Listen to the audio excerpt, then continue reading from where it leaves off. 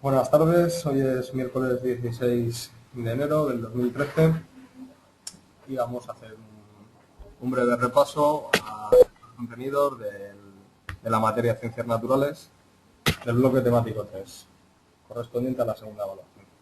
Serían los seres vivos y su deber.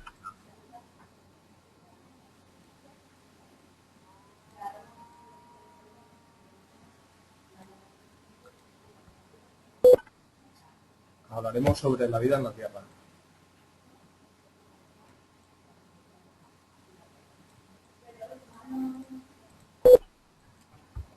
Lo primero que quiero destacar son una serie de factores que posibilitan la vida en la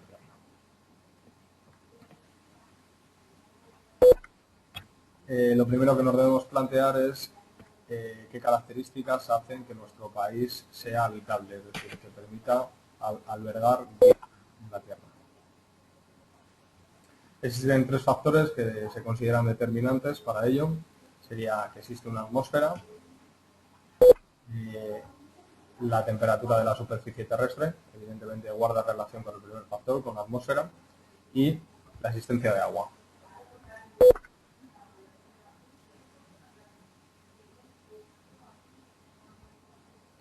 La atmósfera sería la capa de gases que va a rodear a la Tierra y va a proteger de la excesiva radiación solar. Además va a dar una temperatura media a la Tierra de unos 15 grados.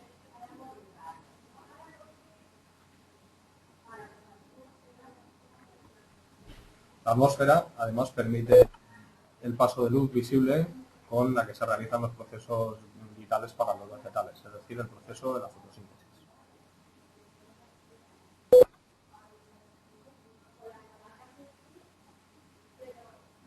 Por otra parte, la atmósfera es rica en oxígeno y facilita el proceso vital de la respiración, que es común a todos los seres vivos animales y vegetales. Bueno, respecto a la temperatura, en función de la distancia de la Tierra al Sol, se encuentra a una distancia idónea, es decir, ni se presenta demasiado cerca ni muy lejos.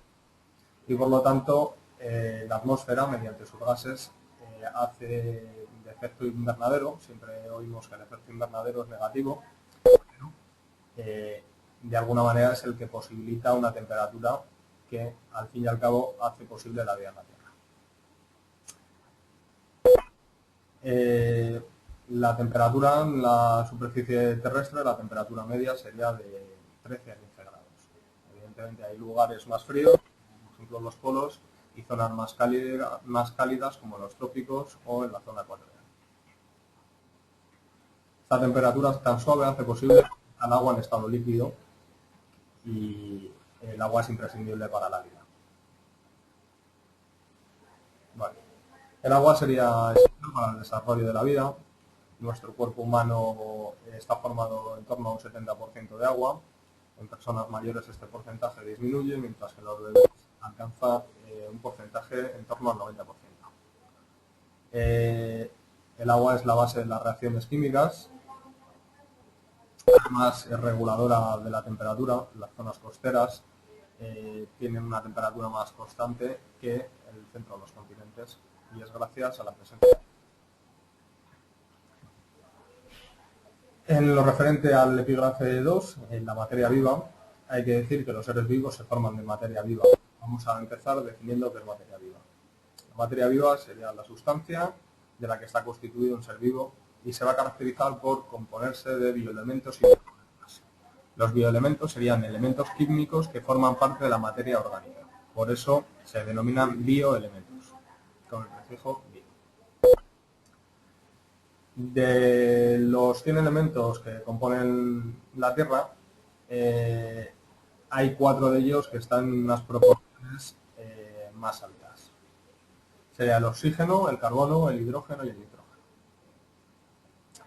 Pese a que el oxígeno sería el elemento mayoritario, el carbono es un elemento esencial para la existencia de los organismos vivos.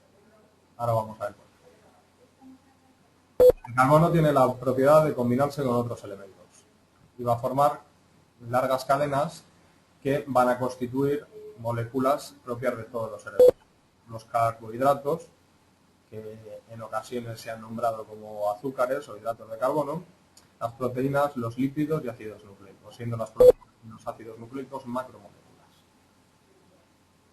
Además, el carbono también está presente en la materia inorgánica, tanto en las rocas como minerales y minerales. Bueno, el ciclo del carbono es una pregunta que debemos tener en cuenta porque en un examen hay que saber que es fundamental porque de él depende la producción de materia orgánica, que va a ser el alimento básico de todos los seres.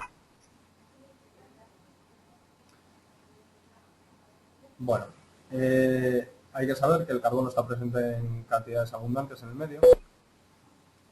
En la atmósfera se combina con el oxígeno para formar el dióxido de carbono, o CO2, mientras que en la hidrosfera está el bicarbonato o ion carbonato. En la litosfera en forma de rocas carbonatadas, como pueden ser las calizas o el coral, y combustibles fósiles como el carbón mineral, el petróleo y el gas natural. Las plantas van a intervenir en el ciclo del carbono, ya que van a formar el dióxido de carbono del agua en caso de las plantas acuáticas o del suelo en el caso de las plantas terrestres y del aire. Y mediante la energía solar van a producir componentes como pueden ser la glucosa, el almidón, la celulosa y liberarán oxígeno, que es esencial para la respiración. Este oxígeno se liberará indistintamente al aire, al agua o en función del tipo de plantas. Este proceso es lo que se denomina fotosíntesis. Es decir, es la síntesis de materia orgánica a través de compuestos inorgánicos y con la intervención de la luz solar.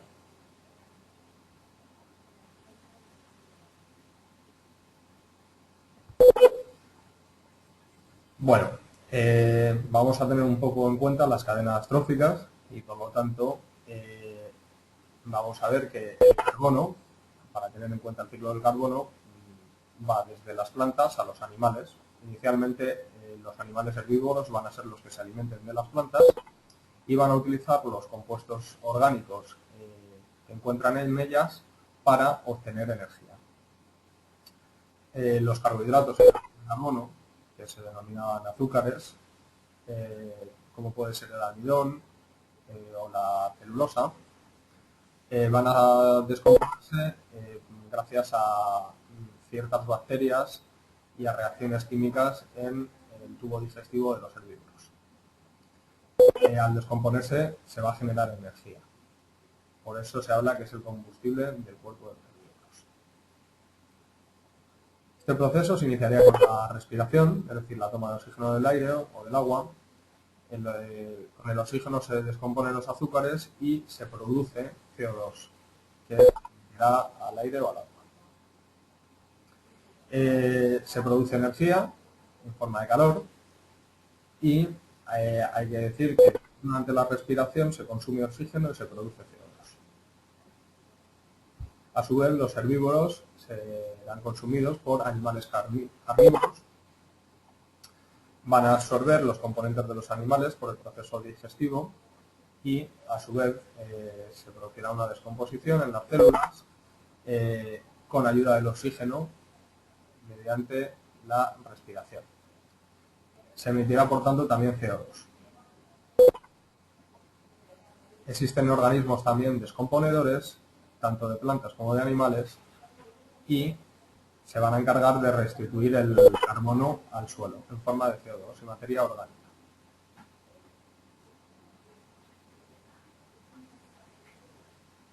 Parte de la materia descompuesta puede quedar enterrada y a lo largo de millones de años se convierte en minerales fósiles como puede ser el carbón. Si está en forma líquida o gaseosa sería petróleo y gas natural. La actividad volcánica y la utilización por el hombre de combustibles fósiles devuelven también una gran cantidad de dióxido de carbono a la atmósfera.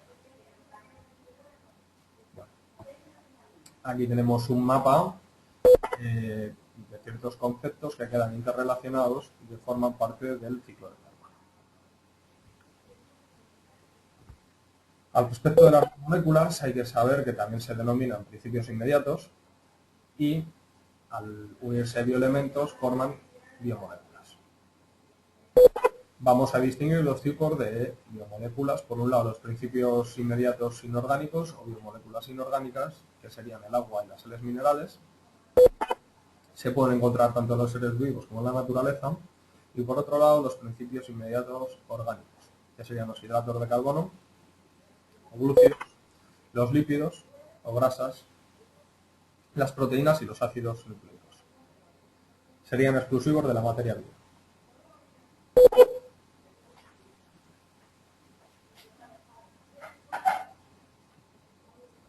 El agua sería la molécula mayoritaria que aparece en todos los seres vivos. Cuanto más actividad tiene una célula o organismo y más joven es, más cantidad de agua posee.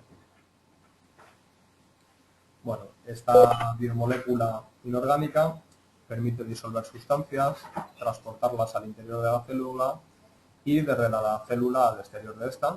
Además, va a ser el medio en el que van a tener lugar la mayoría de reacciones químicas.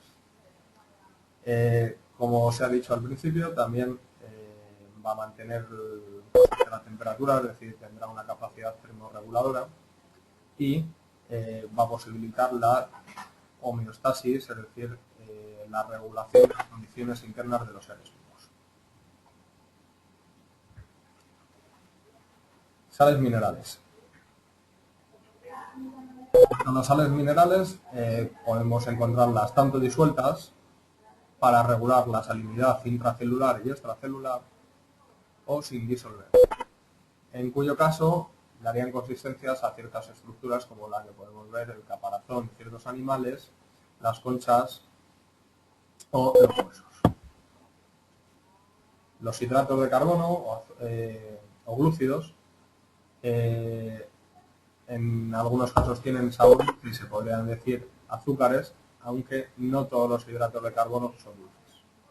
Por eso el término más correcto es hidratos de carbono, carbohidratos o glúcidos. Son los que proporcionan la energía al organismo, es decir, a través de ellos se obtiene energía de una manera rápida. Principalmente glucosa, por ejemplo, en el caso de los seres humanos. Se componen fundamentalmente de carbono, hidrógeno y oxígeno, son solubles en agua y arden fácilmente liberando agua y dióxido de carbono.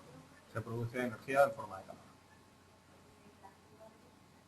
Existen distintos tipos de hidratos de carbono, los monosacáridos, los disacáridos, que se componen de dos monosacáridos, y los polisacáridos, que serían cadenas de varios monosacáridos. Cuanto a los lípidos, también se pueden denominar grasas, sirven sobre todo como reservas energéticas a largo plazo. Es decir, nuestro organismo inicialmente va a comenzar tirando de reservas de hidratos de carbono. Si son consumidas, luego se tirará o se emplearán los lípidos. Proporcionan más energía que los hidratos de carbono y se van a utilizar, como he dicho, una vez que se hayan gastado los glúcidos y se necesite más energía.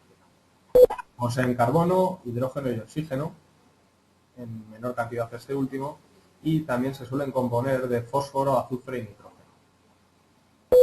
Al contrario que los carbohidratos, son insolubles en agua, es decir, no son solubles en la molécula de agua y por lo tanto se emplean como impermeabilizantes y aislantes térmicos. Entre los lípidos se encuentran los ácidos grasos saturados e insaturados, los triglicéridos y los fosfolípidos, que forman, por ejemplo, parte de las membranas plasmáticas celulares. Proteínas. Las proteínas, también llamadas prótidos, son biomoléculas de carbono, oxígeno, hidrógeno, nitrógeno, azufre y metales. Existen proteínas que por su tamaño y propiedades pertenecen a un nivel estructural mayor, entonces las denominamos macromoléculas. Las proteínas se formarían por la unión de moléculas más pequeñas que se denominan aminoácidos, que a su vez estarían compuestos de carbono, hidrógeno y nitrógeno. Es decir, la unión de aminoácidos forma cadenas más largas que son proteínas. Las proteínas van a formar parte de estructuras como los músculos, el pelo, los cabellos o los huesos. Serán las responsables de todo lo que pasa en el interior de los seres vivos. Podemos ver grupos de proteínas que son importantes para nuestro organismo, como las enzimas, que van a intervenir en las reacciones químicas. Generalmente van a acelerarlas, pero también pueden retardar una reacción química. Las vitaminas también van a intervenir en reacciones metabólicas y son imprescindibles en pequeñas cantidades para el desarrollo óptimo de los seres vivos. En caso de faltar alguna vitamina, podremos tener alguna enfermedad o algún problema. Las hormonas son sustancias producidas por un órgano o tejido especializado y si se vierten a la sangre, van al lugar concreto donde van a actuar. Entonces facilitarán la producción de enzimas, regularán el metabolismo y estimularán el crecimiento y la diferenciación celular. Hay distintos tipos de hormonas y distintos tipos de hormonas. Cuanto a los ácidos nucleicos, les pasa lo mismo que a las proteínas, son macromoléculas, se hallarían en el núcleo de las células eucariotas y poseen carbono, hidrógeno, oxígeno, nitrógeno y fósforo. Los ácidos nucleicos van a ser los que contienen la información hereditaria. Pueden ser de dos tipos, o bien ADN, sería el ácido desoxirribonucleico, o ARN, ácido ribonucleico. En inglés sería DNA o RNA. En ocasiones en los libros lo podemos encontrar de una u otra forma. Organización de la materia viva.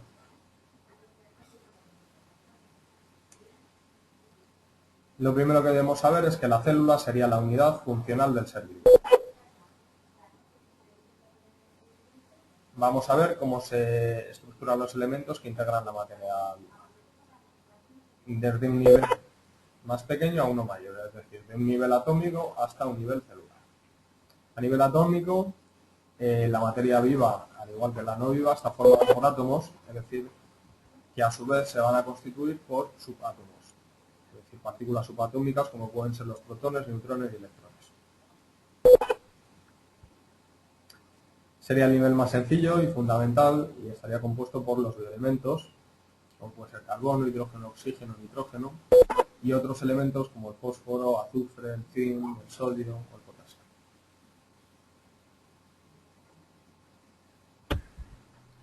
A nivel molecular, los bioelementos se van a agrupar y formarán biomoléculas o principios inmediatos que pueden ser o bien orgánicos o bien inorgánicos como el agua y los minerales. Los orgánicos serían los glúcidos, las proteínas, los lípidos, los ácidos nucleicos. A nivel macromolecular, las biomoléculas se van a unir y originarán moléculas más grandes que pueden ser ciertas proteínas y los ácidos nucleicos.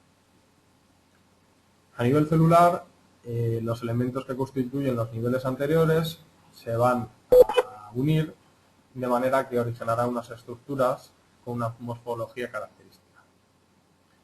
Estas morfologías tendrán unas funciones concretas. Las estructuras son los orgánulos celulares que constituyen un conjunto sobre el que compone la célula. Quedarían separados del exterior mediante una membrana.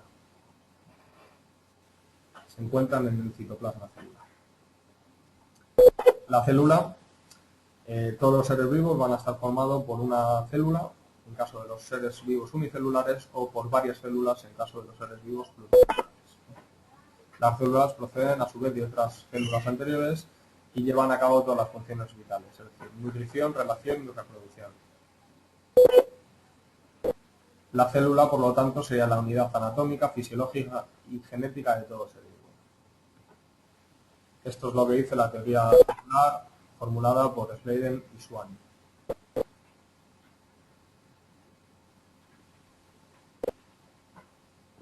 A nivel de estructura celular, vamos a distinguir tres partes.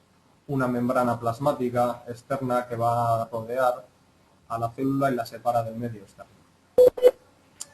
Va a presentar una serie de poros para el intercambio de sustancias y la membrana plasmática, además de proteger, va a preservar las condiciones internas.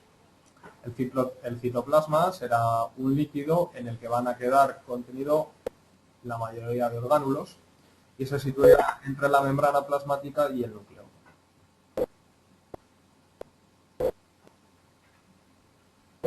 Por otro lado, el núcleo sería una esfera que contiene cromatina formada por material genético, ADN y cromosomas, cuando se divide. Va a dirigir las funciones de la célula. El núcleo puede estar rodeado de una membrana nuclear que lo separa del resto de la célula. En caso de que las células no presenten una membrana nuclear, serán células procariotas, como son las bacterias, y no existirá un núcleo diferenciado y el ADN se encontrará de una manera libre en el citoplasma. Sin embargo, las células eucariotas sí que poseen membrana nuclear con poros para el intercambio de sustancias con el citoplasma. En cuanto a las formas celulares, vamos a ver que en función para lo que sirvan las distintas células, es decir, de su función, van a tener una forma característica. Por ejemplo, las células epiteliales son células de revestimiento y presentan formas de cubo o prisma. Se encuentran muy juntas para impedir el acceso de patógenos o de infecciones. Las neuronas o células nerviosas van a tener como función la recepción de estímulos y también la transmisión de estos. Por lo tanto, tiene una forma estrellada con muchas prolongaciones, una grande, que sería el axón, y otras más pequeñas, que serían las dendritas. Tanto las dendritas como el axón son prolongaciones que van a permitir la recepción y transmisión de impulsos o estímulos nerviosos. Las células musculares realizan funciones de contracción y el estiramiento muscular. Tienen forma de uso y serían fusiformes, es decir, alargadas. Los filamentos son unas células concretas, serían las células sexuales. Pueden tener una forma ovoide, que sería el gameto femenino u óvulo, o tener una forma más alargada y con un flagelo, como puede ser el gameto masculino. Y aquí tenemos algunas formas más poliédricas, como serían las células vegetales. Entre las funciones que va a realizar la célula, pues, va a ser las típicas de un ser vivo. La célula nace, crece, mediante la función de nutrición, se relaciona y se reproduce. Finalmente muere. Cuanto a la función de nutrición, vamos a decir que va a consistir en la incorporación de alimentos o nutrientes del medio externo al interno, a través de la membrana plasmática.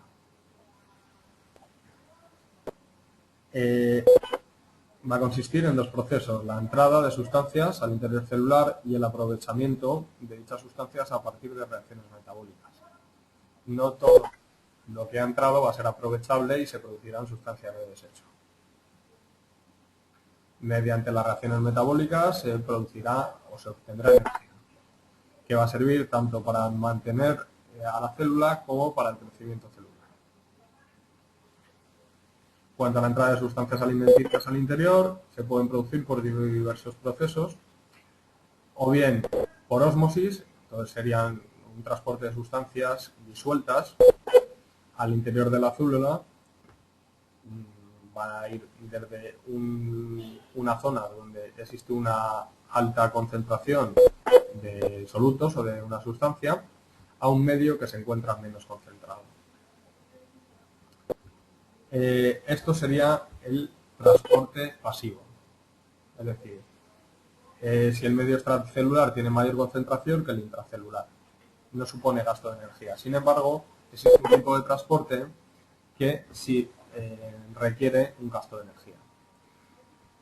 Esto ocurre cuando la concentración del medio interno es mayor que la del medio externo y queremos transportar sustancias. Entonces, como lo vamos a hacer en contra de concentración, el proceso de ósmosis va a suponer un gasto de energía. También podemos ver un proceso de endocitosis, que va a consistir en la incorporación de sustancias bien líquidas o sólidas a la célula mediante deformación de la membrana plasmática, que mediante un movimiento va a englobar ciertas partículas o sustancias. Puede producirse de dos formas distintas: pinocitosis, si lo que engloba es una gota de líquido al interior, o fagocitosis, si engloba partículas sólidas. Entonces se forma una válvula digestiva o un músculo. Se consideran dos tipos distintos de nutrición, tanto en los seres vivos unicelulares como en los pluricelulares. Dependiendo del modo de obtener los nutrientes, diremos que existe la nutrición autótrofa si la energía se obtiene a partir de materia inorgánica. Sin embargo, si la nutrición es a partir de materia orgánica, sería heterótrofa. Pues, por ejemplo, un ejemplo serían las plantas, sería nutrición autótrofa, y los herbívoros y animales carnívoros serían heterótrofos, es decir, se alimentan de plantas que ya han producido materia orgánica. Sin embargo, las plantas producen materia orgánica a través de materia inorgánica y de la energía solar. Obtención y aprovechamiento de la energía a partir de las reacciones metabólicas. Bueno, hay que decir que el metabolismo celular sería un conjunto de reacciones químicas que van a suponer la obtención de energía para que la célula pueda crecer, desarrollarse y mantenerse, y para que pueda multiplicarse y generar otras células. Las reacciones químicas pueden ser de dos tipos: reacciones catabólicas, lo que constituye el catabolismo, o reacciones anabólicas, que serían el anabolismo. El catabolismo sería un conjunto de procesos químicos mediante los cuales se obtiene energía. Son reacciones de combustión, se consume oxígeno para destruir las sustancias que han entrado y se convierte en sustancias más sencillas, obteniéndose durante este proceso energía. El proceso inverso sería el anabolismo, que supone un gasto de energía. A partir de sustancias simples se van a sintetizar, se van a fabricar sustancias más complejas, y esto sí que supone un gasto de energía. Catabolismo, obtención de energía; anabolismo, síntesis o fabricación de energía. Ambas reacciones se complementan, si no habría un déficit o un exceso de energía. Función de relación. La célula se relaciona con el medio y con otras células, recibiendo estímulos y produciendo respuestas. Las respuestas frente a estos estímulos pueden ser estáticas o dinámicas. Un tipo de respuesta dinámica sería el desplazamiento por el medio mediante las siguientes estructuras: los cilios o flagelos, o pueden tener los espermatozoides. Serían prolongaciones en forma de hilo que van a actuar como remos, es decir, van a impulsar a la célula. Mediante la emisión de pseudópodos, falsos pies o casi pies, serían deformaciones de la membrana plasmática que va a utilizar a modo de pie para engancharse y moverse. Fibrillas. Dentro de la célula existe una serie de fibrillas formadas por proteínas que se contraen y relajan, y al variar su longitud pueden de alguna manera desplazarse. Este sería el típico movimiento flagelar, ondulatorio; un movimiento ciliar, que sería el equivalente a los flagelos, pero en vez de un único flagelo tendrá muchos hilitos o cilios de una longitud mucho menor y que van a utilizar para moverse. El movimiento típico ameboide sería la emisión de pseudópodos, es decir, prolongaciones de la membrana plasmática, que van a servir tanto para englobar sustancias, es decir, para la fagocitosis, como para moverse.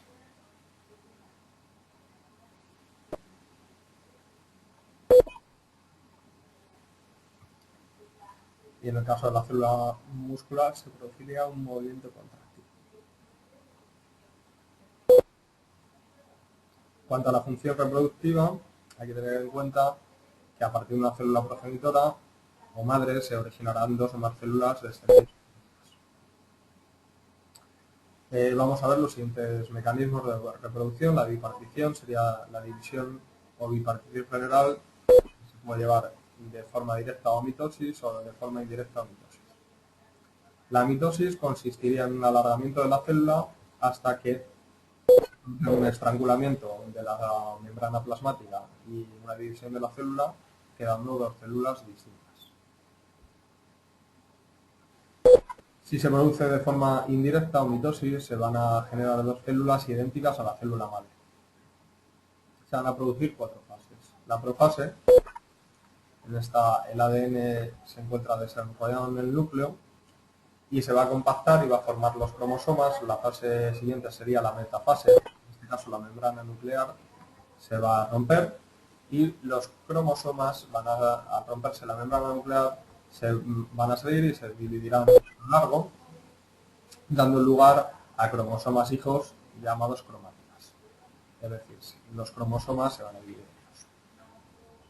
En la anafase, los cromosomas se separarían, la mitad se va a un polo, es decir, a un lado de la célula, mientras que la otra mitad se va a ir a otro lado. Ya estamos en una fase en la que van a diferenciarse los cromosomas en lo que serán las dos células.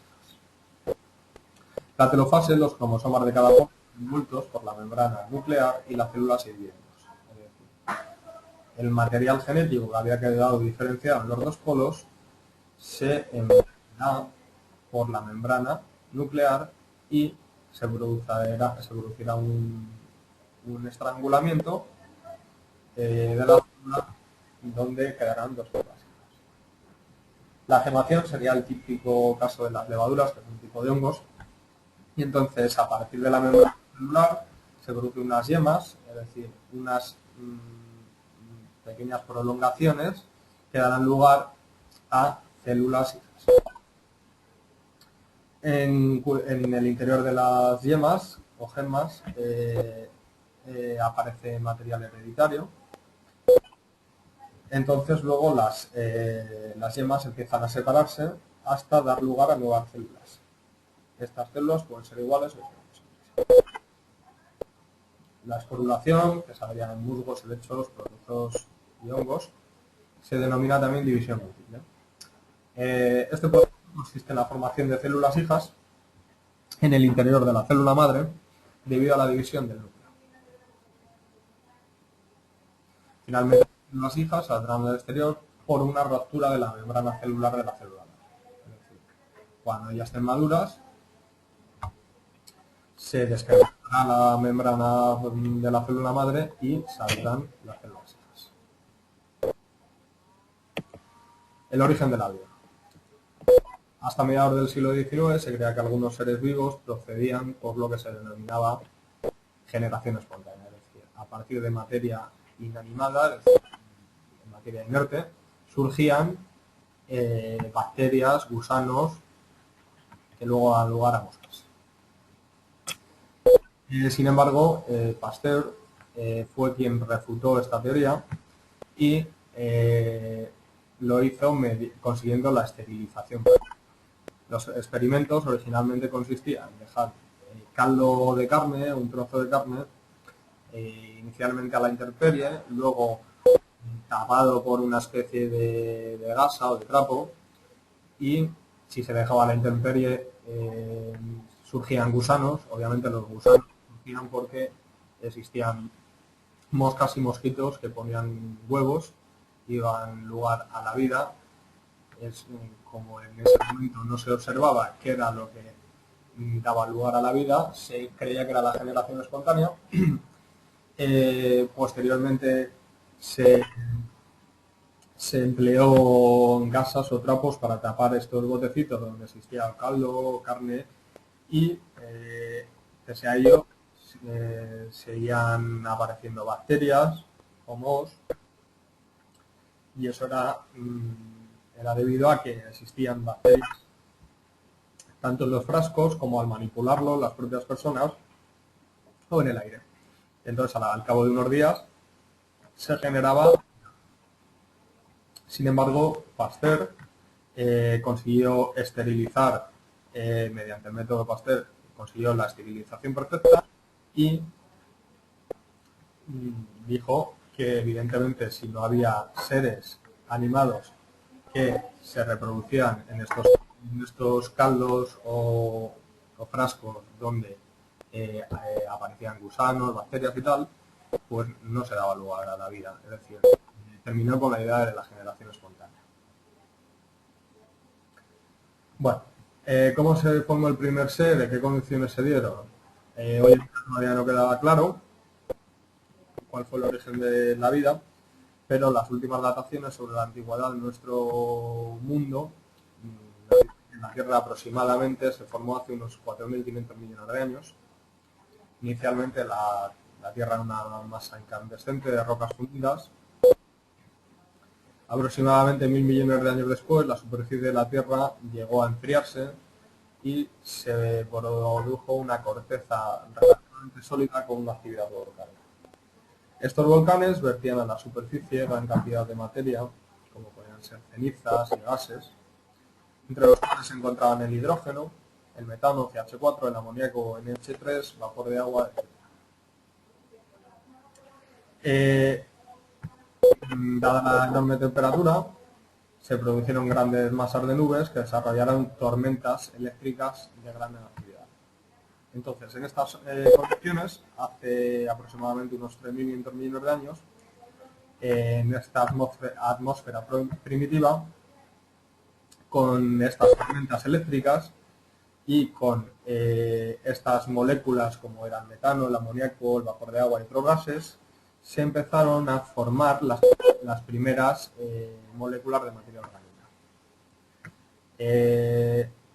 Fueron arrastradas por la lluvia, llevadas a los océanos, en lo que se denomina el caldo primigenio. Allí se agruparon y encerraron en gotas en lo que se denominaron los coacervados, es decir,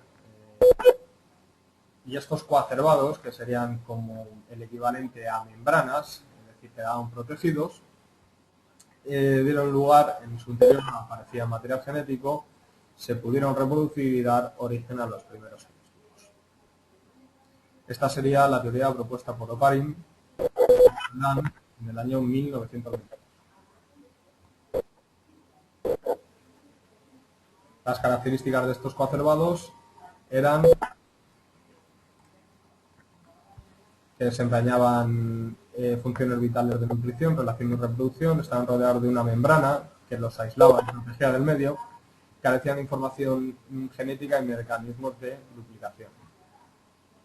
Su evolución originó las primeras células, hace unos 3 millones de años, o unidades de materia viva formadas por ARN. Se piensa que el ARN fue el compuesto que contenía la información genética, ya que se encuentra a medio camino entre las proteínas y el ácido desoxirribonucleico o ADN. A partir del ARN se formó el ADN. Estas primeras células no poseían membrana nuclear, es decir, eran células procariotas, se supone, ciertos autores dicen que eran equivalentes a las actuales cianobacterias o a las cianofíceas. Necesitaban oxígeno para respirar, eran anaerobias y tomaban sustancias de la sopa primitiva. Eran heterótrofas. Llegó un momento en el que los recursos disminuyeron, entonces ya no existían sustancias orgánicas de las que alimentarse y algunas entonces empezaron a obtener energía a través de la energía solar.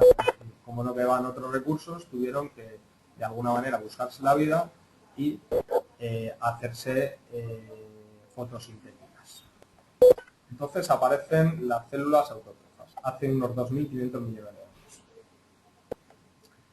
Estas, mediante el proceso de fotosíntesis, captan CO2 del medio y emiten oxígeno. Esto cambia las condiciones de la atmósfera, la gran producción de oxígeno de las autótrofas, y permite a los organismos heterótrofos utilizar el oxígeno para respirar. Entonces aparecen los heterótrofos aerobios. los que pueden realizar la respiración. La nutrición y la estructura celular seguiría evolucionando y entonces sería necesaria la aparición de una membrana que separase el núcleo del resto de la célula y hace unos 1500 millones de años surgen las primeras células eucariotas, es decir, las que ya poseen una membrana nuclear que separa el núcleo del resto de órganos celulares. Bueno, con esto doy por concluida la tutoría de hoy y nos veremos la siguiente semana.